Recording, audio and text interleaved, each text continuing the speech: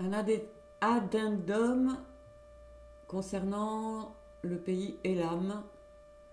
Nous sommes toujours en Mésopotamie, vers 3000, 2000 avant notre ère. Elam, la région en Iran, qui faisait partie de la Mésopotamie. Alors, ce que je voulais rajouter, c'est concernant le signe Nim. J'expliquais qu'il signifie être haut, mais il signifie également matin, ou précoce, ou mouche, et on l'utilise donc pour les régions de l'Élam. Dans son occurrence, Gis, dit, ça voudrait dire caprier. Donc, ce qui m'intéresse, c'est matin. J'en ai pas parlé dans la vidéo consacrée à Elam et Arata.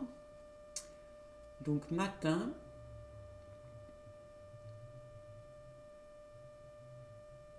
si on prend haut et matin, ça fait penser à l'est, c'est-à-dire là où le soleil se lève, le soleil levant. Le deuxième signe, c'est Ma, donc qui veut dire pays. Donc pays dans la direction du soleil levant. Voilà ce que je voulais rajouter pour les lames. Pour Arata, j'ai fait une petite rétrospective. Comme je vous avais expliqué, c'était très compliqué pour moi. Je ne reviens pas dessus, mais Arata, donc l'âme qui, ou alors l'âme 7 ou Ish, qui. Ce que j'ai oublié de dire dans la vidéo précédente, c'est que l'âme, on le trouve, ce signe, on le trouve pour un nom de vase, pour un fruit en forme de gland, pour le pistachier et le lentiste.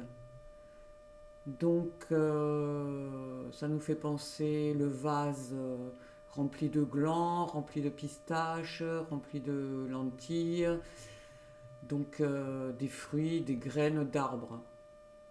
Toujours le signe qui derrière pour signifier le lieu. Et si on prend l'âme 7 ou Ish 11 plus qui, donc Ish qui veut dire vaincre, et voilà. Alors pourquoi en dessous j'ai marqué vaincu ou vainqueur? Parce que dans le mythe dont je parlais la dernière fois, Ntemekar et le seigneur d'Arata, je connais pas bien ce mythe, mais il s'agit d'une joute intellectuelle entre les deux seigneurs d'Uruk et d'Arata. Les mythes, généralement, il est écrit pour un peu glorifier une action de celui qui le compose. C'est un peu de la propagande, on va dire. Donc dans ce mythe, on explique que Ntemekar a vaincu le seigneur d'Arata. Cela dit, Ish, c'est vaincre. Alors, est-ce que du coup, ce serait vaincu ou vainqueur? Finalement, on ne sait pas.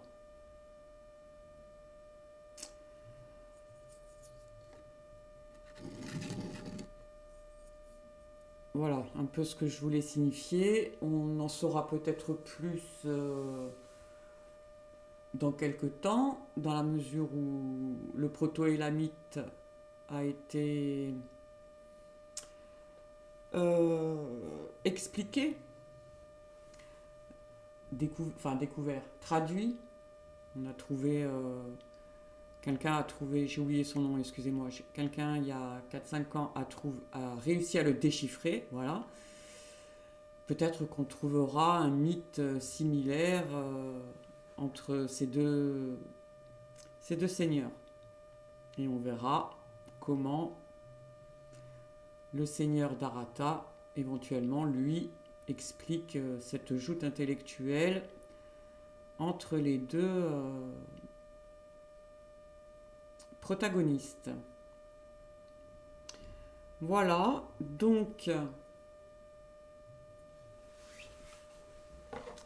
maintenant on va regarder, parce que la vidéo la dernière fois elle s'est coupée, mais elle s'est coupée à un bon endroit donc je ne l'ai pas refaite, mais j'expliquais dans la vidéo que je voulais vous montrer la localisation des différents lieux que j'ai expliqué, que j'ai essayé de traduire entre guillemets, Our, Uruk, Nippur, Eridu,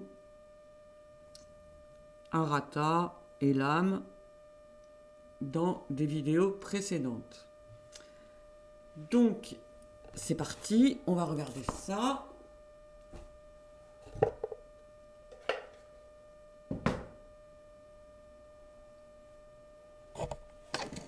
J'ai trouvé une superbe carte.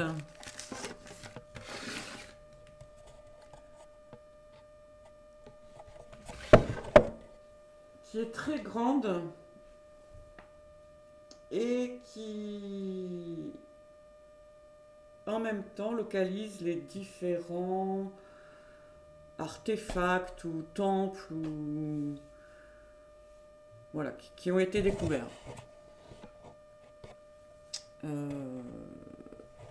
Alors avant de vous faire découvrir cette magnifique carte, je vous en montre une petite. Si j'y arrive, hein, parce que un peu compliqué aujourd'hui. Alors, donc, on a le golfe Persique ici. Et si on remonte, on découvre donc le Tigre et l'Euphrate qui constituent la Mésopotamie. Méso entre, Tami, fleuve. Entre les deux fleuves. Donc la région entre les deux fleuves. Il y a 5000 ans, le golfe Persique était beaucoup plus haut. La mer remontait beaucoup plus haut.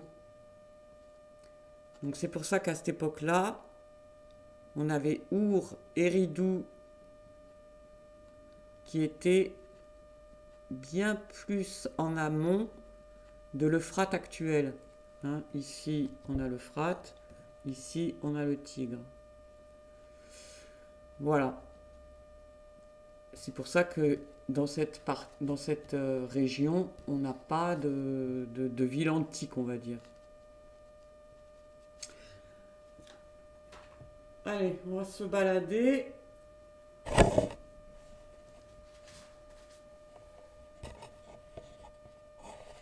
Donc j'ai trouvé cette carte dans le Géo. C'est un Géo de 2002 qui parle de l'Euphrate. L'Euphrate traverse Turquie, Syrie, Irak.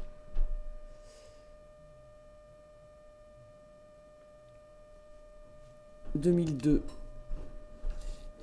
Est-ce qu'on va voir là? Ouais. Août 2002.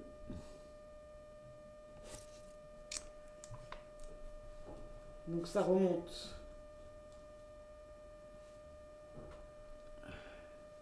Alors, donc, on a le golfe Persique. Et là, vous allez voir, on va se balader, on va remonter.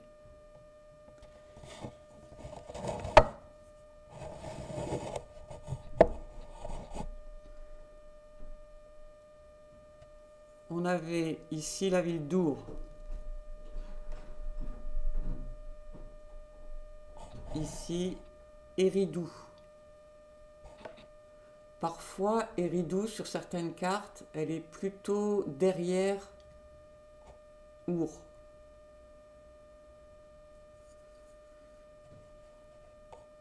Alors, je reviens un petit peu en arrière parce que, en fait, l'intérêt de cette carte, c'est quand même de nous montrer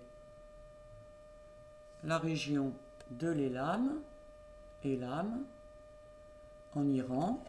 Ici, il est marqué Suse. Donc, vous voyez,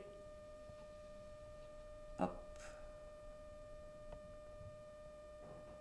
golfe Persique et les montagnes de l'Iran, qu'on appelle le mont Zagros. Alors, vous voyez, regardez, elle est magnifique cette carte. Elle est très grande.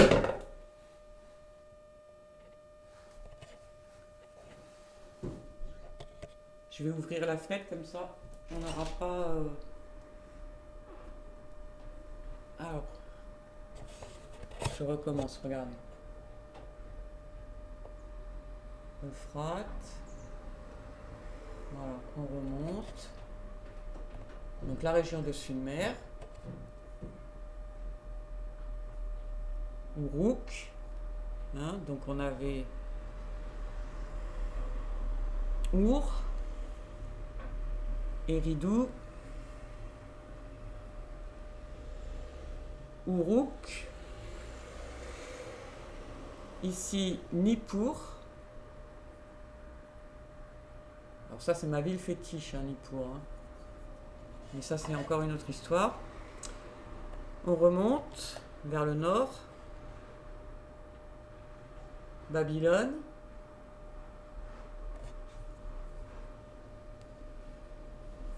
Des villes qui sont souvent nommées, on a Sipar ou Shipar.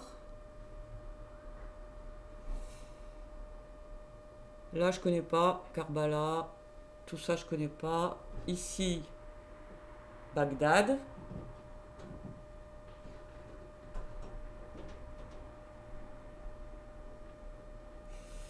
Et là, je bloque parce que normalement... Là, je cherche... Ah, voilà, Marie. Donc, on remonte encore. Hein. Marie.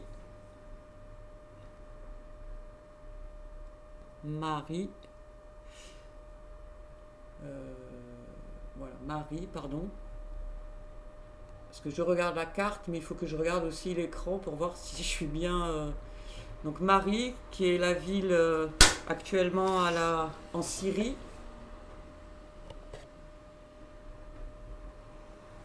À la frontière de l'Irak.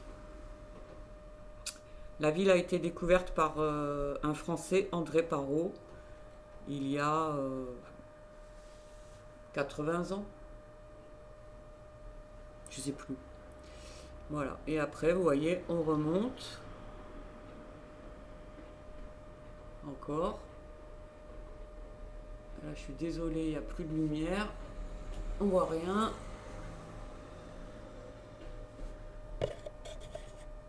Désolée. Alors là, je vais un petit peu redescendre.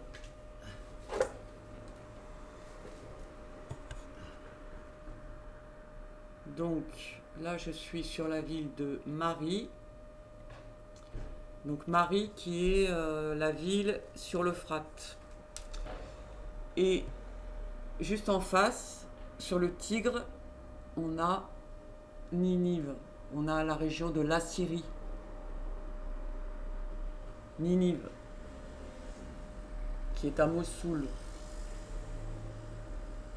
avec Nimroud, les taureaux ailés, Achour, voilà, Bagdad, qui n'existait pas hein, à l'époque, je pense pas, je sais pas, je dis ça, j'en sais rien. Voilà, donc on a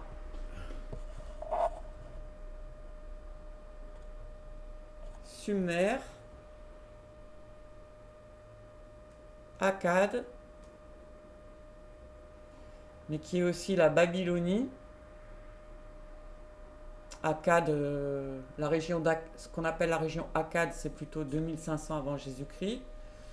Et la Babylonie, c'est plutôt vers 1200, à partir de 1200 avant notre ère. Voilà. Et la Syrie. Voilà, donc très belle carte. Avec la chaîne de montagnes de l'Iran à l'est. Voilà, là on est à l'est. D'accord? Direction est. Est. Voilà.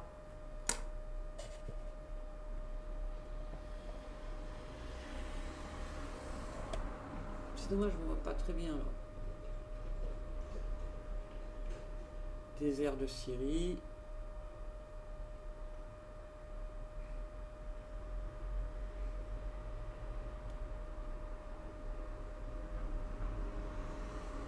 Celle-là, on ne la voit pas du tout. Bon, on a toute une partie qu'on n'arrive pas à voir. Très bien, ben voilà, je vous remercie.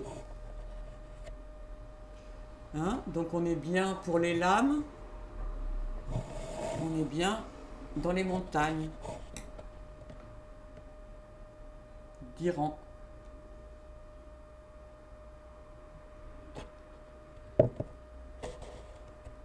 Le commerce devait se faire sûrement par la mer. Voilà, merci.